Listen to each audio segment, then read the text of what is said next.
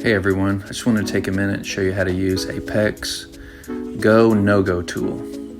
So over here on the left side, you have a 3/4, 1/2 inch, and 3/8 no-go gauge. And then over here you got 3/4, 1/2 inch, 3/8 go gauge. And then at the top a 1 inch no-go and a 1 inch go at the bottom. And then here, I've got a 3/4 example. This is a fitting I did a while back. I'm going to test it against the no-go first. All right.